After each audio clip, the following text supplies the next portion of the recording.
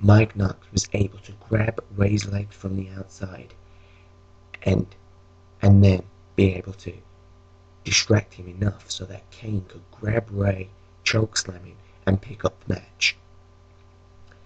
Elsewhere during the night, Shawn Michaels and JBL came into the ring. JBL said that he was going to give an employee appraisal to see how well his employee had done.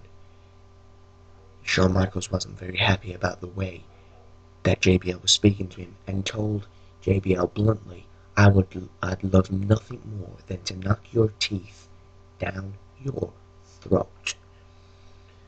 And so JBL knew that this is what Shawn Michaels wanted to do, and he offered him a choice. Then at No Way Out, the two could fight. It was a winner-take-all. And it would be JBL in the one corner, offering Shawn Michaels all the money he was owed in his one-year contract.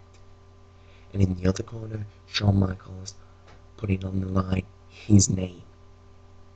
So if Shawn Michaels lost, JBL owned the name of Shawn Michaels. If he wanted Shawn Michaels to do anything for him, Shawn Michaels would have to. Shawn Michaels accepted. But let's see whether the Heartbreak Kid can stop the show at No Way Out. Also, Chris Jericho, who was told that he had a match against John Cena in later on in the night for the main event, came down to the ring and spoke about how Mickey Rourke, the Academy Award-winning actor who won that for the Wrestler movie that was out. He continued to slate Mickey Rourke as the actor, but not the film, and it slated the WWE Hall of Famers Roddy Piper, Jimmy Superfly Snuka, and Ric Nature Boy Flair. He slated Ric Flair the most, saying that he doesn't know when to give up. He had a glorified career and he just still can't give up. And after Chris had left the ring, to everybody's surprise at the WWE, Ric Flair phoned up the WWE and said that he would be at Raw next week.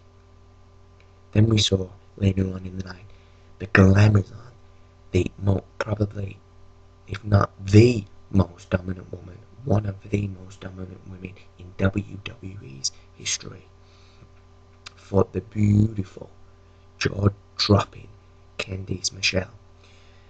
Beth was accompanied by the Italian monobrow, that is, Santino Marella, and their internship lady that Santino says he's training, Rosa Mendes. Now, Beth Phoenix said last week on Raw that Santino could keep Rosa Mendes. And Rosa Mendes accompanied them down to the ring as Beth was dominant all through the match, delivering multiple high-risk moves and powerful moves to the beautiful Candice. Candice fought back with all her power, but was just completely had no chance against the angry Beth Phoenix. Of course, she lost her championship at the Royal Rumble to Melina.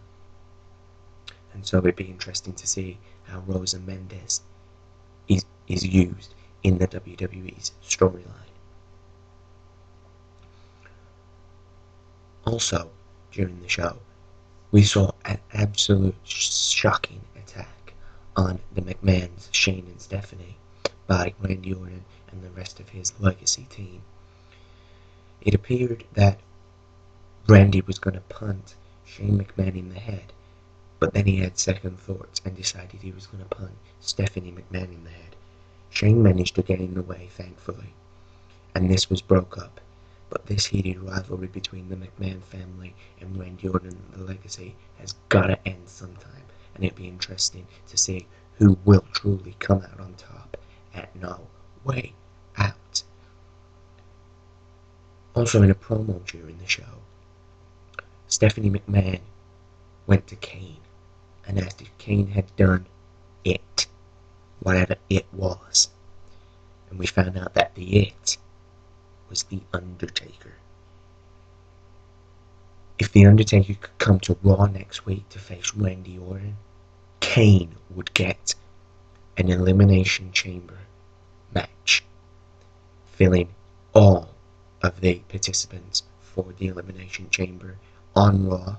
SmackDown have 2 places left. So it's going to be in the Raw Elimination Chamber at Nowhere. It's going to be Rey Mysterio, Kofi Kingston, Kane, the sadistic, evil Mike Knox, and the World Heavyweight Champion John Cena, as well as Chris Jericho. For the main event, John Cena fought Y2J, Chris Jericho, and he'd said that he was going to knock the teeth down the throat of Chris Jericho the only way he knew how to do anything. And John Cena ended up coming out on top with the win, with the STF submission maneuver, which definitely shut up Chris Jericho.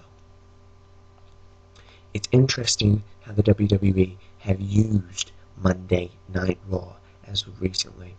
If you can remember, the WWE draft of 2008 saw a shock move of JR moving to SmackDown, swapping with Michael Cole.